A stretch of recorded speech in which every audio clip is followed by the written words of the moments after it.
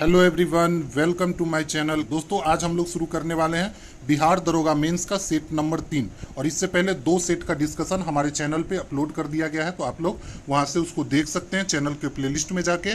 और इससे पहले जो लोग भी चैनल को सब्सक्राइब नहीं किए हैं, कृपया चैनल को सब्सक्राइब जरूर करें और हमारे चैनल को सपोर्ट करें और वीडियो को ज़्यादा से ज़्यादा लाइक और शेयर करें। ठीक है, तो चलिए आज के सेट को शुरू करते हैं। आज के सेट का पहला क्वेश्चन है, किस पंचवर्षीय योजना में गरीबी हटाओ का नारा दिया गया था? तो दोस्तों, गरीबी हटाओ का जो नारा दिया गया था वो 5वीं पंचवर्षीय योजना में दिया गया था। और गरीबी हटाओ नारा जो है ये कब प्रारंभ हुआ था? तो ये 1969 में इस योजना का प्रारंभ किया गया था। ठीक है, और उस समय पूछे किसकी सरकार थी? तो दोस्तों, उस समय इंदिरा गांधी की सरकार थी। और इसी को दोस्तों गाडगिल योजना भी कहा जाता है।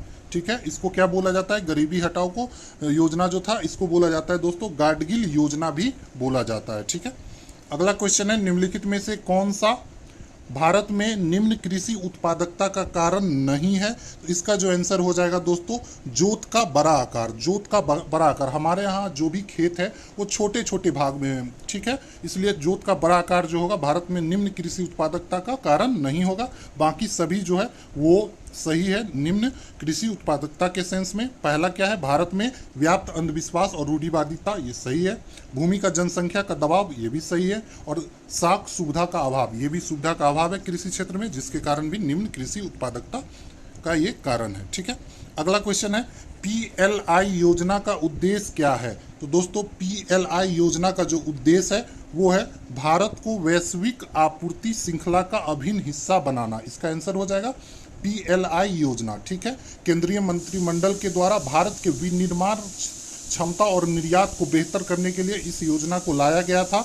ठीक है, इसका फुल फॉर्म होता है दोस्तों पीएलआई का प्रोडक्शन लिंक्ड इनिशिएटिव। ठीक है, प्रोडक्शन लिंक्ड इनिशिएटिव। ठीक है, अगला क्वेश्चन पे चलते हैं। अगला क्वेश्चन है, निम्नलिखित में से कौन एक महारत्न कंपनी है? तो कौन एक महारत्न कंपनी है? तो दोस्तों पावर ग्रिड कॉरपोरेशन लिमिटेड जो है दोस्तों ये महारत्न कंपनी है। बाकी सारे जो है वो महारत्न कंपनी नहीं है। ठीक है, बाकी सभी जो है Bharat electronics limited, all India limited और हिंदुस्तान एरोनॉटिकल लिमिटेड, ये जो है नवरत्न कंपनी है। ठीक है, नवरत्न कंपनी है। भारत में टोटल 11 महारत्न कंपनी है, तो महारत्न कंपनी की संख्या टोटल 11 है। और वहीं नवरत्न कंपनी की बात करें तो 13 है। ठीक है, अगला क्वेश्चन है, मानव विकास सूचकांक किस संस्था द्वारा जारी किया जाता है?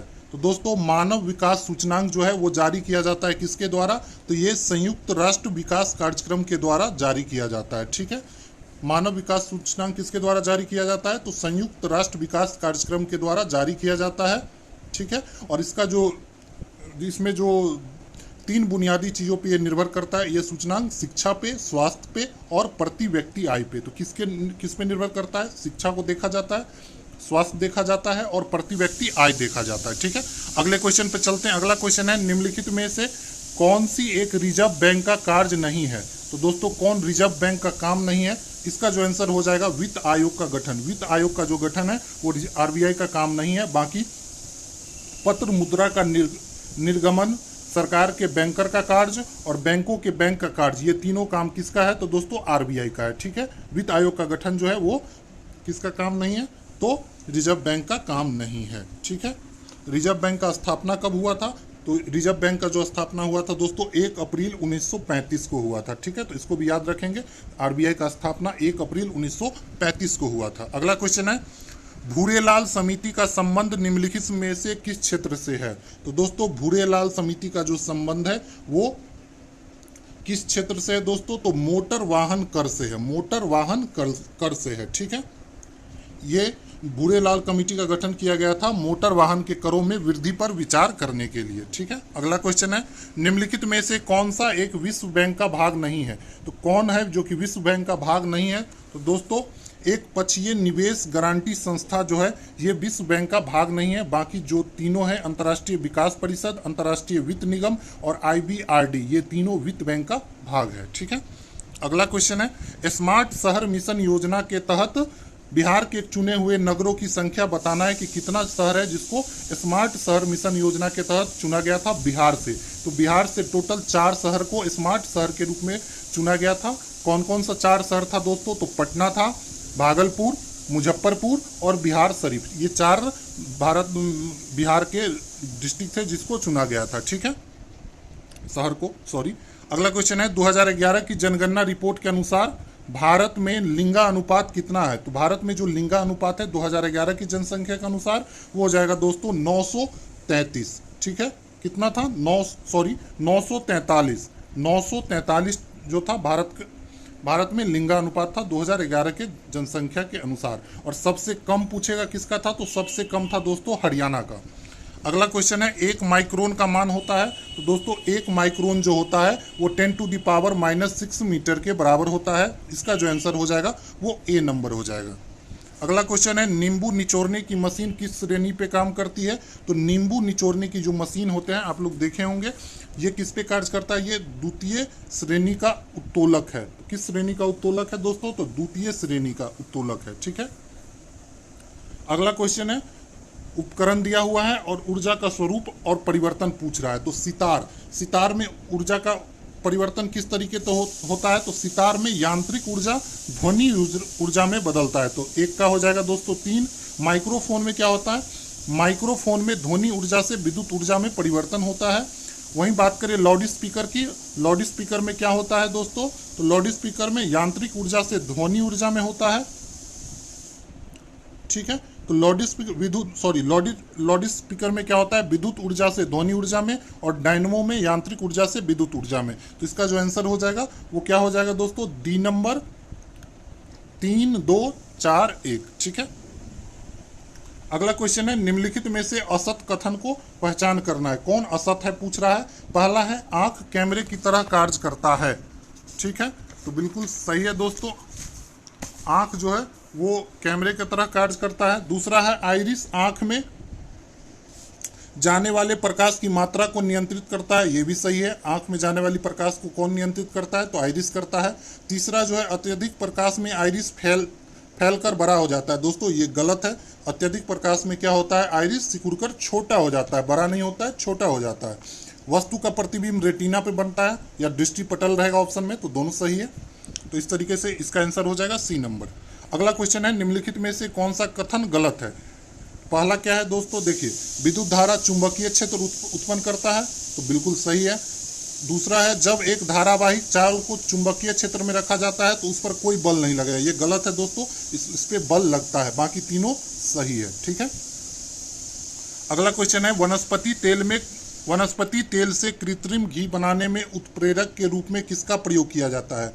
तो वनस्पति तेल से कृत्रिम घी बनाने में उत्प्रेरक के रूप में दोस्तों निकेल का प्रयोग किया जाता है। किसका प्रयोग किया जाता है? तो निकेल का प्रयोग किया जाता है। अगला क्वेश्चन है दाब, बल और क्षेत्रफल में क्या संबंध है? तो दोस्तों प्रेशर जो दाब होता है उसका फॉर्मूला होता है force per unit area, force per unit area. तो फोर्स बल बट्टे में क्षेत्रफल, तो इसका आंसर हो जाएगा दोस्तों बी नंबर, दाब बराबर बल बट्टे में क्षेत्रफल, ये फॉर्मूला होता है इसका। अगला क्वेश्चन है प्राकृतिक रबर किसका बहुलक होता है? तो दोस्तों प्राकृतिक रबर जो होता है वो आइसोप्रीन का बहुलक होता है, ठीक है। यह आइसोप्रीन जो होता है यह थर्मोप्लास्टिक होता है और रबर आसानी से कार्बन डाइऑक्साइड में घुल जाता है। तो रबर जो होता है कार्बन डाइऑक्साइड में आसानी से घुल जाता है, इसको भी याद रखेंगे। अगला क्वेश्चन है दोस्तों फिनॉल का उपयोग मुख्यतः किस कार्य के लिए किया जाता है? तो फिनॉल का जो उपयोग किया जाता है दोस्तों जीवाणुनाशक के रूप में किया जाता है, ठीक है। फिनॉल का उपयोग किसके लिए किया जाता है? तो जीवाणुनाशक के रूप में किया जाता है। अगला क्वेश्चन है प्याज और लहसुन में गंध का कारक क्या है? तो दोस्तों प्याज और लहसुन में गंध का जो कारक होता है दोस्तों वो होता है सल्फर। सल्फर के कारण ही क्या होता है? प्याज और लहसुन में गंध होता है, जो तीक्ष्ण गंध होता है, ठीक है। अगला है कीट भक्षी पौधे उगते हैं जहां पर डैश की कमी होती है। तो कीट भक्षी पौधे वहां पे उगते हैं जहां पे नाइट्रोजन की कमी होती है। किसकी कमी होती है? तो नाइट्रोजन की जहां कमी होगी वहीं पे कीट भक्षी पौधे उगते हैं। अगला क्वेश्चन है कोशिका सिद्धांत का प्रतिपादन किसने किया था? तो दोस्तों कोशिका सिद्धांत का जो प्रतिपादन किया गया था वो किसके द्वारा किया गया था? तो वो स्लाइडेन और स्वान के द्वारा किया गया था। किसके द्वारा? स्लाइडेन और स्वान के द्वारा किया गया था। और पूछे कब किया गया था? तो 1838-39 में किया गया था, ठीक है। अगला क्वेश्चन पे चलते हैं। अगला क्वेश्चन है गुणसूत्रों में पाए जाने वाले आनुवांशिक पदार्थ को क्या कहा जाता है। तो दोस्तों गुणसूत्रों में पाए जाने वाला आनुवांशिक पदार्थ को जीन कहा जाता है, जीनोम कहा जाता है, सॉरी जीन नहीं जीनोम कहा जाता है। गुणसूत्रों में पाए जाने वाले आनुवांशिक पदार्थ को जीनोम कहा जाता है। गुणसूत्र का जो नामकरण किया गया था वो डब्ल्यू वाल्डेयर के द्वारा किया गया था। जिन गुणसूत्रों पर स्थित होते हैं, ठीक है, जीन जो होता है किस पे स्थिर होता है, तो गुणसूत्रों पे क्या होता है, जीन स्थित होता है, ठीक है। और इसको अनुवांशिकता का इकाई भी बोलते हैं। तो जीन को क्या बोलते हैं, अनुवांशिकता का इकाई कहते हैं, इसको भी ध्यान रखना है। अगला क्वेश्चन है निम्नलिखित में से किस शैवाल का उपयोग आयोडीन बनाने हेतु होता है। तो दोस्तों आयोडीन बनाने के लिए किस शैवाल का प्रयोग किया जाता है, तो दोस्तों लेमिनेरिया जो एक प्रकार का शैवाल है, इसका उपयोग आयोडीन बनाने के लिए किया जाता है, ठीक है। इसके अलावा दोस्तों फ्यूकस और एक्लोनिया ये दोनों भी शैवाल है जो कि आयोडीन बनाने के काम आता है। तो ठीक है, इसको भी याद रखेंगे, फ्यूकस और एक्लोनिया। अगला क्वेश्चन है गन्ने में लाल अपक्षय नामक रोग किस कारण से होता है। तो गन्ने में लाल अपक्षय नामक रोग जो होता है दोस्तों वो कवक के कारण होता है। किसके कारण होता है, तो कवक के कारण होता है, ठीक है। अगले क्वेश्चन पे चलते हैं। अगला क्वेश्चन है निम्नलिखित में से कौन सा पादप हार्मोन बीजों के सुषुप्त अवस्था में रखता है। तो कौन सा पादप हार्मोन है जो बीज को सुषुप्त अवस्था में रखता है, तो इसका जो आंसर हो जाएगा दोस्तों वो हो जाएगा एब्सिसिक जो है पादप हार्मोन है जो बीज को सुषुप्त अवस्था में रखता है।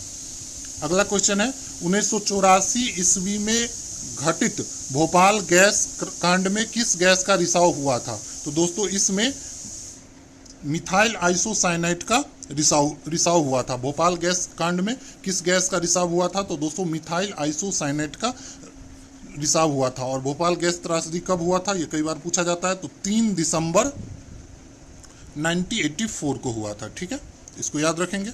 अगला क्वेश्चन है निम्नलिखित में से किस संघ के जीवों की देह गुहा हीमोसील कहलाती है। तो किस संघ के जीव के देह गुहा हीमोसील कहलाती है, तो ऑर्थोपोडा से संघ के जो जीव होते हैं उसके जो देह गुहा होता है उसको क्या बोलेंगे, उसको हीमोसील बोलेंगे, ठीक है, ठीक है। इस संघ के प्रमुख जीव कौन कौन से हैं, ऑर्थोपोडा में कौन कौन आता है दोस्तों, तिलचट्टा, झींगा मछली, केकड़ा, खटमल, मधुमक्खी, टिड्डी, ये सभी जो है दोस्तों ऑर्थोपोडा में आते हैं। अगला क्वेश्चन है लाल रक्त कण के संबंध में असत कथन पहचान करें। तो लाल रक्त कण जिसको आरबीसी भी बोलते हैं, इसके संबंध में पूछ रहा है कौन सा असत है, तो इसका आंसर हो जाएगा दोस्तों सी नंबर। आरबीसी की संख्या हीमोग्लोबी मीटर द्वारा ज्ञात की जाती है, नहीं ये गलत है दोस्तों। आरबीसी की जो संख्या है उसको हीमोसाइटोमीटर के द्वारा ज्ञात किया जाता है। हीमोसाइटोमीटर के द्वारा, किसके द्वारा, तो हीमोसाइटोमीटर, ठीक है, इसको याद रखेंगे। हीमोसाइटोमीटर जो होता है इससे आरबीसी की संख्या को ज्ञात किया जाता है। अगला क्वेश्चन है इसमें सूची 1 और सूची 2 को मिलाना है। बीमारी दिया गया और पूछा जा रहा है कि किस वायरस से ये होता है। पहला है दोस्तों डेंगू ज्वर। डेंगू ज्वर जो है दोस्तों वो अरबो वायरस से होता है। किससे होता है, अरबो वायरस से। दूसरा है इन्फ्लुएंजा जो है दोस्तों वो मिक्सो वायरस से होता है। और खसरा जो है दोस्तों मोबिरली वायरस से होता है। और चेचक वेरियोला वायरस से होता है। तो ठीक है, इसको याद रखेंगे। इसका जो आंसर हो जाएगा दोस्तों 2 3 4 1, 2 3 4 1, बी नंबर आंसर इसका सही हो जाएगा। अगले क्वेश्चन पे चलते हैं। अगला क्वेश्चन है पौधे में स्रावित होने वाला वह हार्मोन जिसके कारण उसका तना सूरज की रोशनी की ओर झुकता है। तो आप लोग देखे होंगे पौधे का तना क्या होता है, सूरज की रोशनी की तरफ झुक जाता है। और किस हार्मोन के कारण होता है, तो दोस्तों ये ऑक्सिन हार्मोन के कारण होता है। तो उसमें झुकाव जो होता है किस हार्मोन के कारण, पौधों में ऑक्सिन हार्मोन के कारण होता है, ठीक है। और इसका जो निर्माण होता है इस हार्मोन का किस भाग में होता है पौधे के, तो पौधे के ऊपरी भाग में होता है, ठीक है। ये पौधे की वृद्धि को नियंत्रित करने वाला हार्मोन है। ऑक्सिन जो है पौधे को नियंत्रित करने वाला हार्मोन है, वृद्धि को नियंत्रित करता है। अगला क्वेश्चन है निम्नलिखित में से कौन हड्डियों एवं दांतों को दृढ़ता प्रदान करता है। तो दोस्तों हड्डी और दांत को दृढ़ता प्रदान करेगा, मजबूती प्रदान करने वाला कौन सा तत्व है दोस्तों, तो वो हो जाएगा फास्फोरस और कैल्शियम जो है दोस्तों वो हड्डी और दांत को मजबूत बनाने का काम करता है। ठीक है, अगला क्वेश्चन है ग्लूकोज अणु का ग्लाइकोलिसिस में विघटन के फलस्वरूप क्या प्राप्त होता है।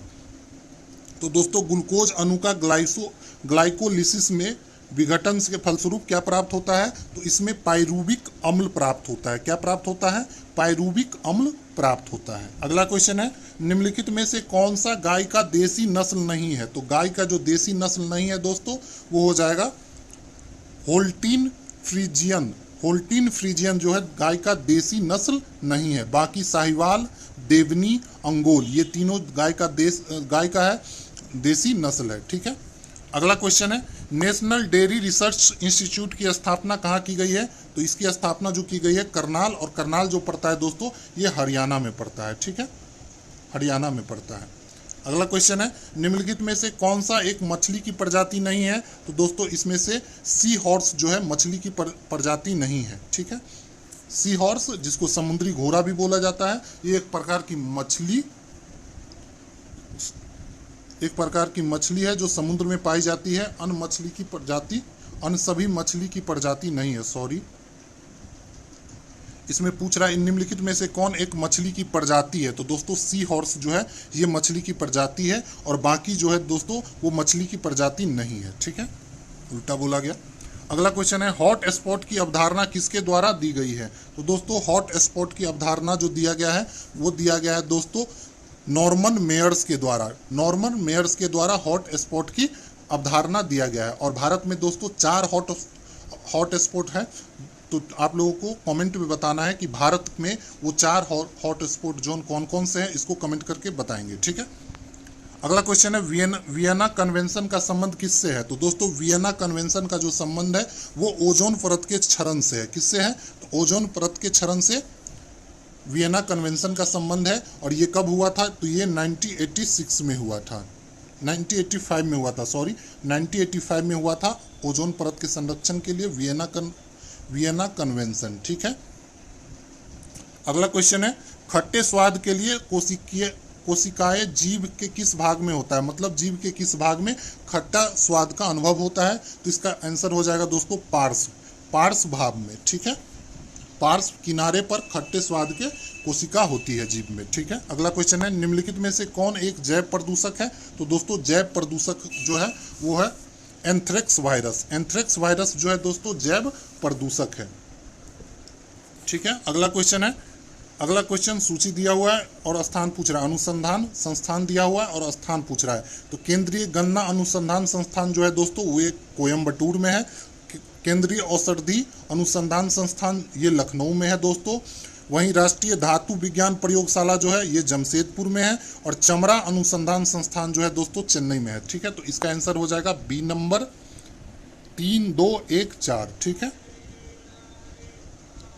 अगला क्वेश्चन पे चलते हैं। अगला क्वेश्चन है निम्नलिखित में से कौन सा कथन असत्य है। पहला क्या दिया हुआ है दोस्तों लवानी महाराष्ट्र का प्रमुख लोक नृत्य है। तो दोस्तों ये जो है सही है। रेड क्रॉस की स्थापना हेनरी ड्यूनेट के द्वारा किया गया था दोस्तों, ये भी सही है। तीसरा क्या है कलिंग पुरस्कार साहित्य के क्षेत्र में दिया जाता है, गलत है दोस्तों, यही जो है गलत है। तो इसका जो आंसर हो जाएगा कलिंग पुरस्कार जो है दोस्तों विज्ञान के क्षेत्र में दिया जाता है, न कि साहित्य के क्षेत्र में। तो ये आंसर गलत हो जाएगा। अगला क्वेश्चन है राष्ट्रीय विधि दिवस कब मनाया जाता है। तो राष्ट्रीय विधि दिवस जो मनाया जाता है दोस्तों 26 नवंबर को मनाया जाता है। इसी दिन संविधान लागू हुआ था, इसीलिए इसको राष्ट्रीय विधि दिवस के रूप में मनाया जाता है। ठीक है, साथ ही 24 अक्टूबर को मनाया जाता है दोस्तों संयुक्त राष्ट्र दिवस। संयुक्त राष्ट्र दिवस 24 अक्टूबर को मनाया जाता है। 1 दिसंबर को विश्व एड्स दिवस मनाया जाता है और 9 अक्टूबर को विश्व डाक दिवस मनाया जाता है। तो सारा आप लोग याद रखेंगे। अगला क्वेश्चन है विश्व का सबसे ऊंचा झरना किस देश में है। तो विश्व का जो सबसे ऊंचा झरना जो है दोस्तों वो वेनेजुएला में है। कहाँ पे है, तो वेनेजुएला में है और इसकी लंबाई जो है 979 मीटर है और ये एंजिल जलप्रपात पे है। ठीक है, झरना एंजिल में है, एंजिल जलप्रपात पे है। ठीक है, अगला क्वेश्चन है देश दिया हुआ है उसका राजधानी पूछ रहा है। तो दोस्तों नॉर्वे की राजधानी जो हो जाएगा वो ओस्लो हो जाएगा। ग्रीनलैंड की राजधानी जो है दोस्तों नूक है। और बेलिज की जो राजधानी है दोस्तों वो क्या हो जाएगा वोलमोपेन। और रवांडा की राजधानी है किगाली। ठीक है, आप लोग को देश और उसकी राजधानी भी याद रहनी चाहिए, इससे भी क्वेश्चन पूछे जाते हैं। इसका जो आंसर हो जाएगा दोस्तों ए नंबर 2 4 1 3। ठीक है, अगला क्वेश्चन है संविधान सभा में किसके द्वारा उद्देश्य प्रस्ताव पेश किया गया था? तो संविधान सभा में उद्देश्य प्रस्ताव जो पेश किया गया था वो जवाहरलाल नेहरू के द्वारा पेश किया गया था। और पूछे कब किया गया था, तो इसका तीसरा बैठक जो हुआ था 13 दिसंबर 1946 को। पहला बैठक कब हुआ था संविधान सभा का, तो 9 दिसंबर 1946 को, दूसरा 11 दिसंबर को। ठीक है, और तीसरा जो हुआ था 13 दिसंबर 1946 में। इसी में उद्देश्य प्रस्ताव को पेश किया जाता है, किसके द्वारा, तो जवाहरलाल नेहरू के द्वारा। अगला क्वेश्चन है भारतीय संविधान की प्रस्तावना में पहली बार कब संशोधन किया गया था? तो दोस्तों पहली बार जो संशोधन किया गया था प्रस्तावना में वो 42वें संविधान संशोधन के तहत 1976 ईस्वी में किया गया था। और पूछे किस समिति के द्वारा, तो स्वर्ण सिंह समिति के द्वारा किया गया था। अगला क्वेश्चन है भारतीय संविधान में संविधान संशोधन की प्रक्रिया का प्रावधान किस देश से लिया गया है? तो दोस्तों भारतीय संविधान में संविधान संशोधन की जो प्रक्रिया है वो दक्षिण अफ्रीका के संविधान से लिया गया है। अगला क्वेश्चन है भारतीय संविधान की अनुसूची और संबंधित विषय कौन सा है, उसको बेमेल जोड़ में कौन सा बेमेल है, मतलब कौन सही मेल नहीं करता है? इसका जो आंसर हो जाएगा दोस्तों डी नंबर। 9वीं अनुसूची में बोल रहा है दल बदल संबंधी प्रावधान। दल बदल संबंधी प्रावधान जो है दोस्तों वो 10वीं अनुसूची में है, 9वीं में नहीं है, तो इसलिए गलत हो जाएगा। प्रथम अनुसूची में भारतीय संघ के घटक राज्य और संघ शासित क्षेत्र है, सही हो जाएगा। चौथी अनुसूची में राज्य और संघीय क्षेत्र का राज्यसभा में प्रतिनिधित्व, ये भी सही है। 7वीं अनुसूची में केंद्र और राज्य के बीच शक्ति का विभाजन, जिसमें समवर्ती सूची, राज सूची और संघ सूची आता है। ठीक है, 7वीं अनुसूची में। अगला क्वेश्चन पे चलते हैं। अगला क्वेश्चन है 44वें संविधान संशोधन जो कि 1978 ईस्वी में आया था। इसके द्वारा संपत्ति के अधिकार को मौलिक अधिकार की सूची से हटाकर इसे संविधान के किस अनुच्छेद में रखा गया है? तो दोस्तों इसको जो रखा गया है संविधान के अनुच्छेद 300 के ए में या 300 के क में रखा गया है। ठीक है, और पहले संविधान में ये कहाँ पे था, तो पहले ये अनुच्छेद 35 में एक मौलिक 35 में दोस्तों इसको पहले संविधान के मौलिक अधिकार में रखा गया था। ठीक है, इसको हटा दिया गया, किस में, अनुच्छेद 31 में रखा गया था पहले। इसको याद नहीं आ रहा था, पहले 31 में रखा गया था संविधान के मौलिक अधिकार में, लेकिन इसको 44वें संविधान संशोधन के द्वारा इसको हटा दिया गया और 300 के ए में रख दिया गया था। ठीक है, अगला क्वेश्चन है निम्नलिखित में से कौन सा राष्ट्रपति के विधायी शक्ति के अंतर्गत प्राप्त नहीं है? तो दोस्तों संसद के संयुक्त अधिवेशन का आह्वान जो है दोस्तों राष्ट्रपति के विधायी शक्ति के अंतर्गत प्राप्त है। ठीक है, संसद के दोनों सदन का अधिवेशन कौन बुलाता है? तो राष्ट्रपति बुलाता है। और लेकिन अगर पूछे इसका अध्यक्षता कौन करेगा, तो इसका जो अध्यक्षता किया जाता है दोस्तों वो किया जाता है लोकसभा अध्यक्ष के द्वारा। अगला क्वेश्चन है भारत का संवैधानिक प्रधान कौन होता है? तो भारत का जो संवैधानिक प्रधान होता है वो राष्ट्रपति होता है। ठीक है, अगला क्वेश्चन है मंत्रिमंडल का निर्माण इनमें से मिलकर होता है। तो मंत्रिमंडल का जो निर्माण होता है किससे मिलकर होता है? तो प्रधानमंत्री और कैबिनेट मंत्री से मिलकर होता है। इसमें याद रखना है कि राज्य मंत्री जो होता है उसको इसमें शामिल नहीं किया जाता है। अगला क्वेश्चन है आपातकाल की घोषणा लागू होने के बाद संसद लोकसभा के कार्यकाल को एक बार में अधिकतम कितने समय की वृद्धि कर सकता है? तो दोस्तों आपातकाल के समय में संसद अपने कार्यकाल को बस एक वर्ष के लिए, एक बार में एक वर्ष के लिए बढ़ा सकता है। ठीक है, अगला क्वेश्चन है भारत के नियंत्रक और महालेखा परीक्षक का कार्यकाल कितना होता है? तो इसका जो कार्यकाल होता है दोस्तों वो 6 वर्ष या फिर मैक्सिमम 65 वर्ष तक होता है। ठीक है, अगला क्वेश्चन है ब्लूमबर्ग बिलियंस इंडेक्स 2022 के अनुसार एशिया के सबसे धनी व्यक्ति कौन है? तो ये हो जाएगा दोस्तों गौतम अडानी। इन्होंने मुकेश अंबानी को पीछे छोड़ दिया है। ठीक है, अगला क्वेश्चन है गणतंत्र दिवस परेड 2022 में किस राज्य की झांकी को सर्वश्रेष्ठ झांकी का पुरस्कार चुना गया था? तो दोस्तों इसमें उत्तर प्रदेश राज्य का जो झांकी था जो कि 26 जनवरी 2022 को गणतंत्र दिवस का परेड हुआ था, इसमें इसको सर्वश्रेष्ठ झांकी चुना गया था। विधानसभा में धन विधेयक पेश करने हेतु किसकी पूर्वानुमति आवश्यक है? तो दोस्तों इसके लिए किसकी? तो दोस्तों राज्यपाल की पूर्व अनुमति आवश्यक है विधानसभा में धन विधेयक को पेश करने के लिए। और वहीं पे संसद में पूछे तो राष्ट्रपति का, और विधानसभा में तो राज्यपाल का। अगला क्वेश्चन है लोक लेखा समिति में कुल कितने सदस्य होते हैं? तो दोस्तों लोक लेखा समिति में कुल 22 सदस्य होते हैं। ठीक है, इसमें 15 सदस्य जो होते हैं वो लोकसभा से होते हैं और 7 सदस्य जो होते हैं वो राज्यसभा से होते हैं। ठीक है, तो इसको भी याद रखना है। भारत में सर्वप्रथम नगर निगम की स्थापना कहाँ की गई थी? तो भारत में सर्वप्रथम नगर निगम की जो स्थापना किया गया था वो चेन्नई में किया गया था। कहाँ पे किया गया था? चेन्नई में किया गया था, चेन्नई में। और कब किया गया था? तो 1687 ईस्वी में की गई थी, काफी पहले किया गया था। अगला क्वेश्चन है नवपाषाण काल में चावल की खेती का प्राचीनतम साक्ष्य कहाँ से प्राप्त हुआ है? तो ये प्राप्त हुआ है दोस्तों कुलडीहवा से। कुलडीहवा कहाँ पे पड़ता है दोस्तों? ये इलाहाबाद के पास यूपी में पड़ता है। ठीक है, अगला क्वेश्चन है निम्नलिखित में से हड़प्पा कालीन नगर और नदियों का कौन सा जोड़ा सुमेलित नहीं है? तो दोस्तों मोहनजोदड़ो सिंधु नदी के किनारे सही है, रोपर सतलज नदी के किनारे ये भी सही है दोस्तों, रंगपुर मादर नदी के किनारे ये भी सही है, लेकिन आलमगीरपुर घग्गर नदी के किनारे दोस्तों ये सही नहीं है। आलमगीरपुर जो है दोस्तों ये हिंडन नदी के किनारे है। किस नदी के किनारे है? तो हिंडन नदी के किनारे है। ठीक है, तो इसको याद रखेंगे। और इसका जो खोज किया गया था आलमगीरपुर का वो 1958 ईस्वी में किया गया था। ठीक है, और किसके द्वारा पूछे? तो यगदत्त शर्मा के द्वारा आलमगीरपुर का खोज किया गया था। अगला क्वेश्चन है समुद्रगुप्त द्वारा चलाए गए सोने के सिक्के में सर्वाधिक लोकप्रिय कौन सा है? तो समुद्रगुप्त द्वारा चलाए गए सोने के सिक्के में जो सबसे ज्यादा लोकप्रिय हुआ वो है दोस्तों गरुड़ जो है सिक्के। समुद्रगुप्त ने 6 प्रकार के सोने के सिक्के चलाए थे। ठीक है, अगला क्वेश्चन है दशराज युद्ध का वर्णन ऋग्वेद के किस मंडल में है? तो दशराज युद्ध जो है इसका वर्णन ऋग्वेद के 7वें मंडल में है। किसमें है? 7वें मंडल में है। यह युद्ध पुरुषनी नदी के किनारे लड़ा गया था। और किस नदी के किनारे लड़ा गया था ये भी पूछा जाता है। पुरुषनी नदी के किनारे लड़ा गया था और इस युद्ध में सुदास विजय हुआ था। इस युद्ध में विजय कौन हुआ था? तो सुदास हुआ था।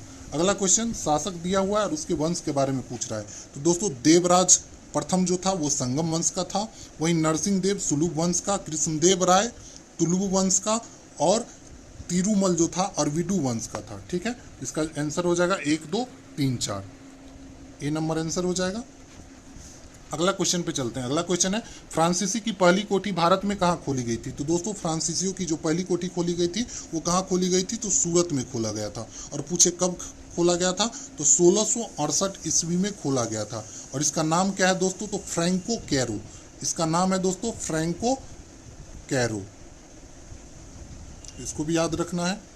अगला क्वेश्चन है निम्न में से किसने कहा था कि कांग्रेस क्षय रोग से मरने वाली है? तो ये बोला गया था अरविंद घोष के द्वारा। अरविंद घोष ने बोला था कि कांग्रेस क्षय रोग से मरने वाली है, जबकि बंकिम चंद्र चटर्जी ने कहा था कि कांग्रेस के लोग जो है पद के भूखे हैं। तो ये भी पूछा जाता है कि किसके द्वारा बोला गया था कि कांग्रेस के लोग पद के भूखे हैं? तो ये बोला गया था दोस्तों बंकिम चंद्र चटर्जी के द्वारा। ठीक है, अगला क्वेश्चन है किस वायसराय ने भारत में वित्तीय विकेंद्रीकरण की नीति की शुरुआत की थी? तो भारत में वित्तीय विकेंद्रीकरण की नीति की जो शुरुआत की गई थी लॉर्ड मेयो के द्वारा किया गया था। ठीक है, मेयो के द्वारा मेयो कॉलेज का स्थापना भी किया गया था 1872 ईस्वी में, इसको भी याद रखना है। और उन्होंने एक कृषि विभाग का भी स्थापना किया था। और मेयो जो है इसकी हत्या अफगान में मेयो में इसकी हत्या कर दी गई थी। एक अफगान ने इसकी हत्या कर दी थी। 1872 ईस्वी में ही इसकी हत्या हो जाती है। और कहाँ पे हो जाती है? तो अंडमान निकोबार में चाकू मार के एक अफगान के द्वारा कर दिया जाता है। अगला क्वेश्चन है प्रसिद्ध आदिवासी विद्रोह और नेतृत्वकर्ता में कौन सा जोड़ा बेमेल है? मतलब कौन सा जोड़ा सही नहीं है? तो मुंडा विद्रोह बिरसा मुंडा बिल्कुल सही है। भील विद्रोह सेवाराम के द्वारा किया गया था, ये भी सही है। रामोसी विद्रोह राजा तीरथ सिंह के द्वारा किया गया था, ये दोस्तों गलत है। रामोसी विद्रोह जो किया गया था दोस्तों पश्चिमी घाट में हुआ था और ये सरदार चीरथ सिंह के नेतृत्व में किया गया था। तीरथ सिंह नहीं दोस्तों, चीरथ सिंह के नेतृत्व में पश्चिमी घाट में होता है क्या? रामोसी विद्रोह। ठीक है, वहीं तीरथ सिंह जो है दोस्तों ये खासी विद्रोह हुआ था। इसके द्वारा कौन सा विद्रोह का नेता था? ये खासी विद्रोह का। ठीक है, और चेर विद्रोह भूषण सिंह के द्वारा किया गया था। तो इसको आप लोग याद रखेंगे, विद्रोह से एक क्वेश्चन जरूर पूछा जाएगा, तो सारा विद्रोह आप लोग को क्लियर होना चाहिए। अगला क्वेश्चन है 1857 के विद्रोह को किसने एक सामंतवादी प्रतिक्रिया माना है? तो 1857 ईस्वी के जो विद्रोह था उसको के मालसेन के द्वारा एक सामंतवादी प्रतिक्रिया माना गया था।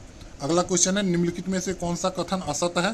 तो इसका जो आंसर हो जाएगा दोस्तों सी नंबर, प्रार्थना समाज का प्रमुख उद्देश्य जाति प्रथा का समर्थन करना बिल्कुल नहीं था दोस्तों, ये जाति प्रथा को समर्थन नहीं करता था। अगला क्वेश्चन है रॉलेट एक्ट को भारत में कब लागू किया गया था? रॉलेट एक्ट को लागू किया गया था दोस्तों 8 मार्च 1919 ईस्वी को, इसी को काला कानून भी बोला गया था। गोदावरी नदी के संबंध में निम्न में से कौन सा कथन असत्य है? तो दोस्तों इसकी लंबाई 1470 नहीं है, ये गलत है, ठीक है, ये असत्य है। इसकी जो लंबाई है दोस्तों ये 1465 है, 1465 किलोमीटर है। बाकी तीनों कथन जो है दोस्तों गोदावरी के नदी के संबंध में वो सही है। बोडो चिल्ला क्या है? तो बोडो चिल्ला जो है दोस्तों असम के ग्रीष्मकाल में आने वाली तूफान है। असम में ग्रीष्मकाल में आने वाली तूफान को क्या बोलते हैं? बोडो चिल्ला बोलते हैं, ठीक है। अगला क्वेश्चन है निम्नलिखित में से कौन सही सुमेलित नहीं है? तो इसमें दोस्तों देखिए पुलिकट झील जो है दोस्तों कहाँ पे है? तो वो असम आंध्र प्रदेश में है, सही है। लोनार झील महाराष्ट्र में है, ये भी सही है। वहीं पिछोला झील जो है वो उत्तराखंड में नहीं है, ये गलत है। पिछोला झील जो है दोस्तों राजस्थान में है, इसका आंसर हो जाएगा दोस्तों सी नंबर, ये गलत है। लोकटक झील मणिपुर में है, पता ही आप लोग को। अगला क्वेश्चन है खनिज दिया हुआ है उसका प्राप्ति स्थल पूछ रहा है। तो कोयला का जो प्राप्ति स्थल है दोस्तों वो कहाँ पे है? तो तलचर में है। वहीं बात करें सोना का, सोना कहाँ प्राप्त होता है? तो हट्टी में। बात करें तांबा का, तांबा जो है वो बालाघाट में, और बॉक्साइट कोडरमा में, ठीक है। इसका जो आंसर हो जाएगा बी नंबर 4, 1, 2, 3, ठीक है। अगला क्वेश्चन पे चलते हैं। अगला क्वेश्चन है वर्ष 2021 हेतु व्यास सम्मान से किसे सम्मानित किया गया था? तो 2021 के लिए व्यास सम्मान से सम्मानित किया गया था असगर वजाहत को। असगर वजाहत को सम्मान के लिए चुना गया था। यह पुरस्कार उसका एक नाटक था महाबली उसके लिए दिया गया था। महाबली एक नाटक है, उसके लिए इसको दिया गया था। निम्नलिखित में से कौन एक मुक्त व्यापार क्षेत्र वाला भारतीय बंदरगाह है? तो दोस्तों मुक्त व्यापार वाला जो भारतीय बंदरगाह है वो हो जाएगा दीनदयाल बंदरगाह। दीनदयाल बंदरगाह, इसी को दोस्तों कांडला बंदरगाह भी बोलते हैं। अब आप लोग को पता होगा कि कांडला बंदरगाह कहाँ पे है? तो ये जो है दोस्तों गुजरात में है, ठीक है। इसी को दीनदयाल बंदरगाह बोला जाता है, ठीक है। तो ये कहाँ पे है? सॉरी, गुजरात में है।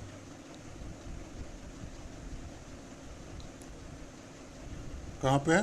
तो गुजरात में है। निम्नलिखित में से कौन एक सही सुमेलित नहीं है? तो दुर्गा बैराज परियोजना दामोदर नदी पे, सही है।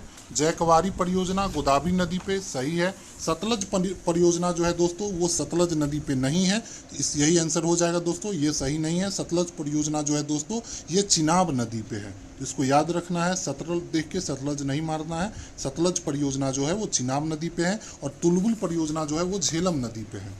अगला क्वेश्चन देखते हैं। अगला क्वेश्चन राष्ट्रीय उद्यान और राज्य पूछ रहा है। तो बेतला राष्ट्रीय नेशनल पार्क जो है दोस्तों वो झारखंड में पड़ता है। दुधवा जो है उत्तर प्रदेश में। वेदांतगल पक्षी अभ्यारण्य जो है दोस्तों ये तमिलनाडु में पड़ता है। और सरिस्का जो है वो राजस्थान में पड़ता है। तो इसका जो आंसर हो जाएगा वो ए नंबर 2, 3, 1, 4, ठीक है। अगला क्वेश्चन है दिए गए विकल्प में निम्नलिखित श्रृंखला में से प्रश्न चिन्ह खोजना है, ठीक है।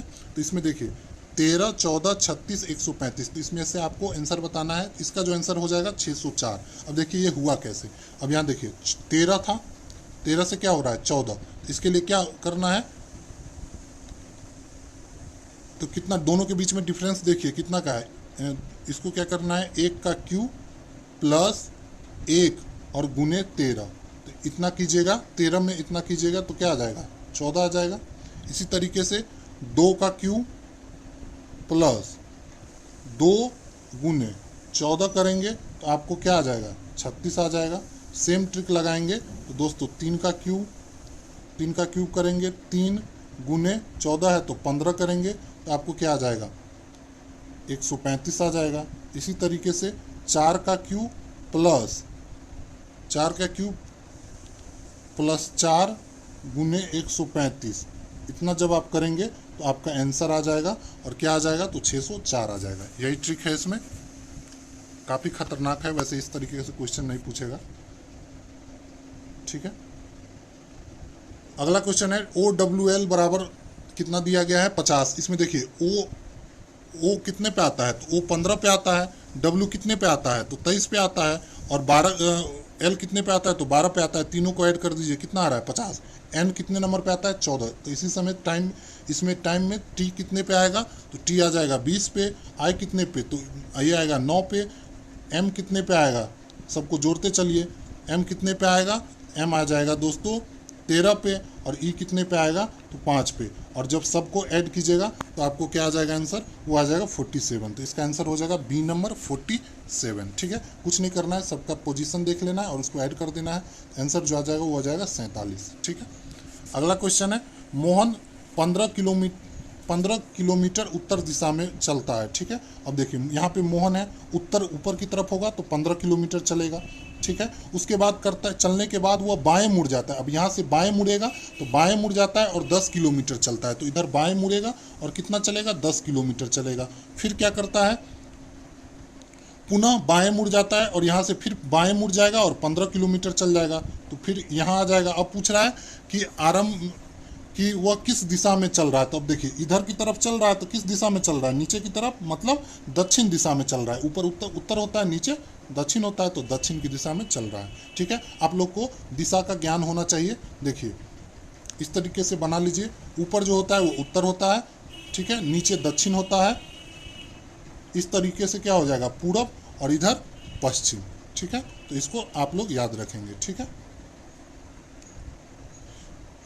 अगला देखिए, अगला क्वेश्चन क्या दिया हुआ है, इसमें पूछ रहा है 7 दिया है 16 34। तो इसमें कुछ नहीं करा, देखिए 7 गुने 2 14 प्लस 2 कितना हो जा रहा है 16 हो जाए।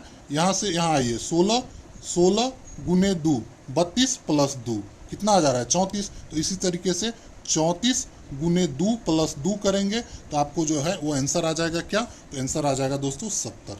ठीक है, अगला क्वेश्चन क्या है, अब देखिए अगला क्वेश्चन क्या दिया हुआ है। अब देखिए इसमें अगला टर्म पूछ रहा है। तो देखिए बी से डी पे जा रहे हैं तो क्या हो रहा है, बीच में एक गैप है सी डी, डी से एफ पे जा रहे हैं तो ई नहीं एफ, एफ से एच पे जा रहा है तो एफ के बाद क्या आता है जी, जी को छोड़ दिया है एच है। तो अगला टर्म क्या हो जाएगा, तो एच के बाद क्या आता है दोस्तों, एच के बाद क्या आएगा, आई नहीं आएगा तो यहाँ पे क्या आएगा जे, आई बीच को आई छोड़ देना है और क्या आ जाएगा दोस्तों जे। इसी तरीके से एक्स से बी पे जाइए, फिर टी पे जाइए, आर पे जाइए, तो अगला टर्म जो हो जाएगा क्या आ जाएगा, इसमें क्या हो रहा है माइनस 2 का कमी हो रहा है।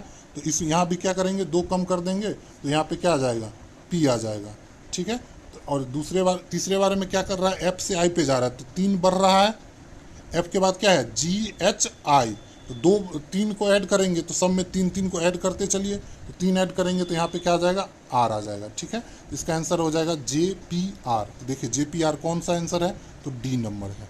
ठीक है, अगला क्वेश्चन है एक वेन डायग्राम दिया गया है, इसको श्रेणी में संबंध करना है। अब देखिए क्या दिया है, हाईलाइटर दिया है, स्टेशनरी दिया है और इरेजर दिया है। तो आप देखिए हाईलाइटनर और इरेजर दोनों क्या है स्टेशनरी समान है, स्टेशनरी दुकान पे ही जाते हैं तो मिलता है कि नहीं। तो देखिए स्टेशनरी दुकान पे हमको क्या, स्टेशनरी दुकान पे हमको हाइलाइटर भी मिलता है और क्या मिलता है इरेजर भी मिलता है। तो इसको हम सभी, तो क्या हो जाएगा देखिए सभी जो है हाइलाइटनर क्या है स्टेशनरी सही समान है, और साथ ही सभी इरेजर भी क्या है स्टेशनरी समान है।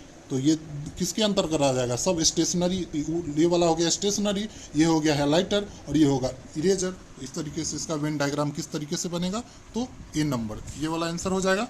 अगला क्वेश्चन देखिए, पर्सन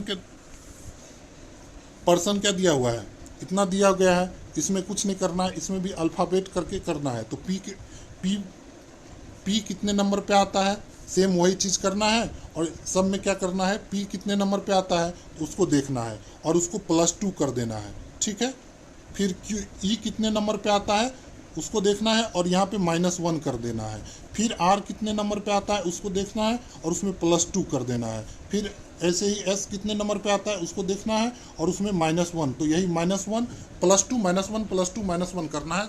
तो आप इस तरीके से जब बनाएंगे फ़ोन का इसका, तो इसका जो आंसर आ जाएगा दोस्तों वो आ जाएगा डी नंबर। ठीक है, इसको आप लोग कैलकुलेट करके देखेंगे। ठीक है, अगला क्वेश्चन है, अगला क्वेश्चन देखिए इस तरीके से दिया रहेगा। तो इस तरीके से जब भी क्वेश्चन दिया रहे तो यहाँ पे देखिए ये इस तरीके से है, बीच में इस तरीके से, तो जो कि खुलेगा तो ये 4 जगह खुलेगा, यहाँ भी खुलेगा, सेम चीज़ यहाँ भी खुलेगा, यहाँ भी लो, तो 4 बनेगा और 4 बनेगा। तो इस तरीके से देखिए अंदर की तरफ है, तो इसका आंसर हो जाएगा दोस्तों 4 नंबर। तो 88 का जो आंसर हो जाएगा वो 4 नंबर हो जाएगा। अगला क्वेश्चन है, दी गई आकृति बनाने के लिए आवश्यक न्यूनतम संख्या, इसमें आप लोग गिन लेंगे, इसका जो आंसर हो जाएगा दोस्तों वो 11 हो जाएगा। ठीक है, आवश्यक न्यूनतम सीधी रेखा पूछ रहा है तो वो हो जाएगा कितना, 11। अगला क्वेश्चन है, उस आकृति की पहचान कीजिए जो इस पैटर्न को पूरा करे। तो इसमें देखिएगा आप अच्छे से, तो इसका जो आंसर हो जाएगा वो डी नंबर। यहाँ पे देखिए ये जो डार्क किया हुआ है वो इस साइड पे किया गया है, बस इसी को आप देखेंगे तो आपको डी नंबर आंसर मिल जाएगा। अगला क्वेश्चन क्या दिया हुआ है, अगला क्वेश्चन दिया है कि a/b प्लस b/a क्या दिया हुआ है, 1 दिया गया है। ठीक है, तो आपको क्या पूछ रहा है, AQ प्लस BQ पूछ रहा है। तो इसको सॉल्व कीजिएगा तो क्या आ जाएगा, a² प्लस b² बट्टे में AB बराबर 1 आएगा कि नहीं। क्या कर रहे हैं, बटा पर का जोड़ कर रहे हैं। तो a² प्लस b² बराबर क्या आ गया, हमको AB आ गया। अब हमको क्या निकालना है, AQ प्लस BQ का फॉर्मूला, AQ प्लस BQ पूछ रहा है। ठीक है, AQ प्लस BQ, तो AQ प्लस BQ का जो फार्मूला होता है वो क्या होता है, तो A plus B into A² plus B² और माइनस AB, यही होता है कि नहीं होता है। अब हमको देखिए A² प्लस B² क्या दिया हुआ है, तो AB दिया हुआ है, तो यहाँ पे क्या हो जाएगा A प्लस B, और A² प्लस B² हमको क्या पता है, AB पता है यहाँ से, तो ये हो जाएगा AB minus AB। AB minus AB क्या हो जाएगा, 0, और 0 को किसी संख्या में गुना करेंगे तो क्या आ जाएगा, 0। तो इसका आंसर क्या हो जाएगा दोस्तों, इसका आंसर हो जाएगा 0। ठीक है, अगला क्वेश्चन पे चलते हैं, ये समझ में आ गया। चलिए अगला क्वेश्चन पे चलते हैं। अगला क्वेश्चन है, एक चलती हुई रेलगाड़ी किसी 50 मीटर लंबे प्लेटफॉर्म को 14 सेकंड में पार कर लेती है और एक बिजली के खंभे को 10 सेकंड में पार कर लेती है। तो रेलगाड़ी का चाल पूछ रहा है। तो मान लेते हैं रेलगाड़ी का चाल क्या है, रेलगाड़ी का लंबाई मान लेते हैं, रेलगाड़ी का लंबाई मान लेंगे x। ठीक है, अब देखिए तो टोटल लंबाई, दूरी कितना हो जाएगा, x तो रेलगाड़ी की लंबाई है, और 50 मीटर प्लेटफॉर्म ये जो हो जाएगा वो टोटल लंबाई हो जाएगा। और ये देखिए कितना, तो इसमें हम चाल जब निकालेंगे तो टोटल दूरी और बटे समय कितना लग रहा है, 14 सेकेंड, तो ये क्या हो जाएगा, इसका चाल हो जाएगा। और सेम अगर ये प्लेटफॉर्म को जिस रफ्तार से पार कर रहा है उसी रफ्तार से खंभे को भी चाल पार करेगा, तो इसमें भी क्या होगा, सेम चीज़ होगा। तो खंभे को जब पार करेगा तो बस रेलगाड़ी की लंबाई ही लेंगे, तो रेलगाड़ी की लंबाई यही दूरी हो जाएगा। और कितना सेकंड में करता है, तो 10 सेकंड में। और इसको जब हम सॉल्व करेंगे तो x की वैल्यू जो आएगा वो कितना आ जाएगा, 125 आ जाएगा। ठीक है, और 125 आ जाएगा तो यहाँ से आप लोग क्या, हमको क्या निकालना है, चाल निकालना है। तो 125 को पुट कर देंगे तो एक चाल कितना हो जाएगा, चाल हो जाएगा दोनों में पुट, या इसमें पुट कर दीजिए या इसमें पुट कर दीजिए, आंसर आ जाएगा। तो 125 बट्टे में आप कितना कर दीजिएगा, 125 बट्टे में 10 कर देंगे। और यहाँ पे इसको किस में निकालना है, किलोमीटर प्रति आवर में निकालना है। तो इसमें हम कितना कर देते थे, 18/5 से गुना कर दीजिए तो किलोमीटर पर आवर में आ जाएगा। इसको कट करेंगे तो 25, ठीक है, ये हो जाएगा 9 और ये हो जाएगा 5, 5 से क्या हो जाएगा 25, 9 पंचे कितना आ गया 45। इसका आंसर क्या आ जाएगा, 45 किलोमीटर पर आवर। ठीक है, समझ में आ गया आप लोगों को। कुछ नहीं करना है, दोनों में चाल निकाल देना है, जब प्लेटफॉर्म पार करेगा तब और खंबे को पार करेगा तब, और फिर दोनों को बराबर कर देना है, क्योंकि चाल दोनों सेंस में क्या होगा, सेम होगा। वहाँ से आपको x का वैल्यू, मतलब उसका ट्रेन का जो लंबाई है वो पता चल जाएगा, ट्रेन का लंबाई पता चल जाएगा, तो उसको इक्वेशन में पुट करेंगे x की वैल्यू, तो आपको चाल पता चल जाएगा। ठीक है, अगला क्वेश्चन है, अगला क्वेश्चन क्या दिया हुआ है दोस्तों, अगला दोस्तों क्या दिया हुआ है, तो A जो है कार्य करने की क्षमता B से 3 गुना है। ठीक है, तो A की जो एफिशिएंसी, A की एफिशिएंसी और B की एफिशिएंसी का जो अनुपात है कितना है, 3:3 है, तो इसका 1 है। तो इसका समय का अनुपात क्या हो जाएगा, तो ये क्या है एफिशिएंसी का, तो समय का निकालेंगे तो ये 1 हो जाएगा, ये 3 हो जाएगा, होगा कि नहीं। इसी तरीके से जब इसको निकालेंगे तो मान लीजिए टोटल वर्क कितना है, मान लीजिए कि ये x दिन में, A जो है x दिन में पूरा काम करेगा, तो B कितना दिन में करेगा, 3x दिन में। अगर A x दिन में काम को पूरा करता है, ठीक है, तो बी कितना दिन में करेगा 3x टाइम में। तो दोनों को प्रश्न के हिसाब से देखिए 20 दिन का कम समय लगता है, तो इसको इसमें निकाल दीजिए। तो 3x माइनस एक्स करेंगे तो कितना आ जाएगा 20, यहाँ से आपको x कितना आ जाएगा 10। तो b अकेला उस काम को कितना दिन में करेगा, तो b अकेला कितना दिन में करेगा, तो एक दिन में करता है 10, तो इसका टोटल कितना हो जाएगा 10 गुने 3, तो कितना हो जाएगा 30 दिन में पूरा कर देगा। तो इसका आंसर हो जाएगा 30। ठीक है, अगला क्वेश्चन है। अगला क्वेश्चन क्या है, अगला क्वेश्चन दिया हुआ है दोस्तों एक्स स्क्वायर प्लस 1/x² बराबर कितना दिया हुआ है 2। अब और पूछ रहा है x माइनस 1/x कितना होगा। तो इसके लिए कुछ नहीं करना, इसका स्क्वायर निकाल दीजिए। तो ये कितना हो जाएगा ए स्क्वायर ए माइनस बी का होल स्क्वायर हो जाएगा। तो एक्स स्क्वायर, इसको मिटा लेते हैं, कितना हो जाएगा x square plus 1/x², sorry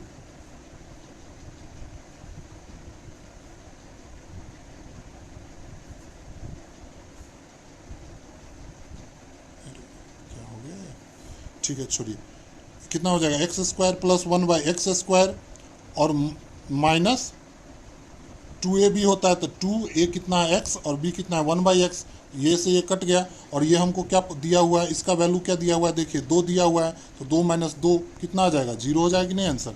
इसका आंसर क्या हो गया 0 हो गया। ठीक है, अगला क्वेश्चन क्या दिया हुआ है,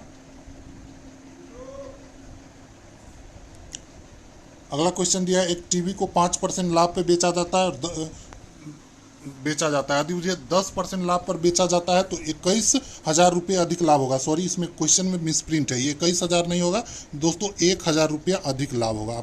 ठीक है, तो इसका क्रय मूल्य पूछ रहा है। ठीक है, मान लेते हैं क्रय मूल्य 100 है। अब 5% लाभ पे बेच रहा है तो मतलब कितना में 105 रुपये में बेचेगा। अगर बोल रहा है कि मतलब 10% लाभ पे बेचता, मतलब 110 रुपये में बेचता, तो 1,000 रुपया अधिक लाभ प्राप्त होता है। तो देखिए, तो कितना इसका डिफरेंस कितना है 5 रुपया अधिक लाभ प्राप्त हो रहा है 10% पे। तो देखिए 5 यूनिट का वैल्यू कितना दिया हुआ है 1,000, हमको क्या निकालना है क्रय मूल्य। तो 100 यूनिट का वैल्यू निकाल दीजिए। तो 1000 यूनिट का क्रय मूल्य मारे थे 100। ठीक है, 5% लाभ पे बेचेगा तो कितना हो जाएगा विक्रय मूल्य 105 रुपया, और 10% लाभ पे बेचेगा तो विक्रय मूल्य कितना हो जाएगा 110 रुपया। और दोनों में देखिए 10% पे बेच रहा है तो कितना रुपया ज़्यादा हो रहा है 5 रुपया ज़्यादा मिल रहा है। तो यहाँ पे प्रश्न में क्या दिया है 1,000 रुपया ज़्यादा लाभ होगा। तो 5 यूनिट का वैल्यू कितना है 1,000। तो हमको क्या निकालना है क्रय मूल्य। तो क्रय मूल्य क्या माने हैं 100, तो 100 यूनिट का वैल्यू निकाल दीजिए। तो 100 यूनिट का वैल्यू हमको क्या आ जाएगा, तो 100 यूनिट का वैल्यू आ जाएगा 1,000 बट्टे में बच्चे में 5 गुने 100, यहाँ से आपको क्या आ जाएगा आंसर 20,000। ठीक है, इसको जब कट करेंगे तो क्या आ जाएगा 20,000 आंसर आ जाएगा। ठीक है, अगले क्वेश्चन पे चलते हैं।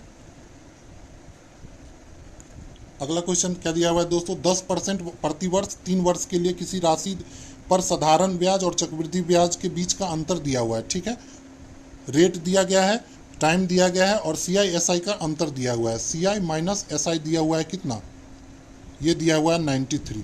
इस तरीके से देखिए रेट क्या दिया हुआ है 10%।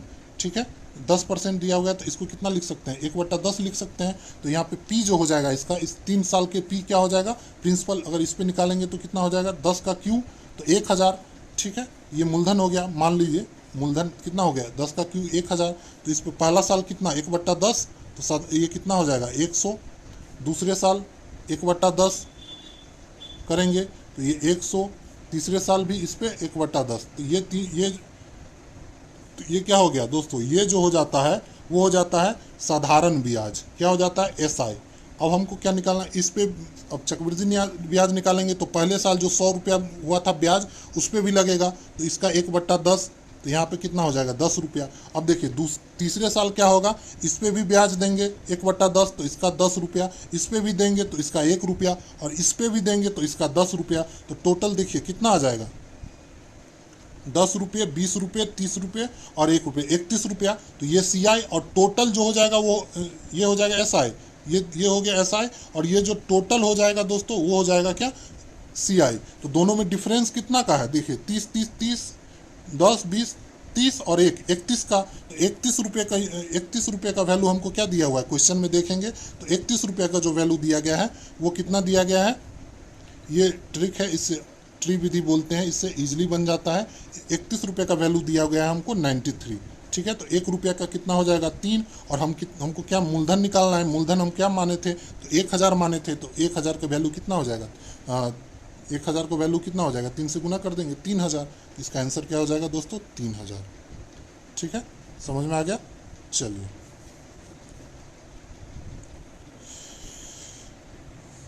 अब अगला क्वेश्चन दिया हुआ है, समलम चतुर्भुज का समांतर भुजा दिया हुआ है और उसका ऊंचाई दिया गया है, तो उसका क्षेत्रफल पूछ रहा है। समलम चतुर्भुज का क्षेत्रफल क्या होता है, समलम चतुर्भुज का क्षेत्रफल होता है 1/2 गुने समांतर भुजा का योग। तो समांतर भुजा हो जाएगा क्या 16 + 20 और गुने ऊंचाई, तो ऊंचाई कितना है 10। इसको जो आप लोग कैलकुलेट कीजिएगा तो ये कितना आ जाएगा 5 और 16 और 20 36, तो 36 पंचे निकालेंगे तो आप लोग को क्या आ जाएगा आंसर, तो 36 पंचे निकालेंगे तो इसका आंसर हो जाएगा 180, ठीक है।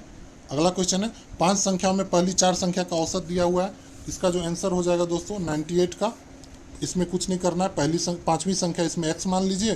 प्रथम 4 संख्या का औसत क्या दिया हुआ है, तो प्रथम 4 संख्या का औसत हो जाएगा 2x, क्योंकि 2 गुना दिया हुआ है। तो कुल संख्या निकालेंगे तो क्या हो जाएगा 2x + 4 + x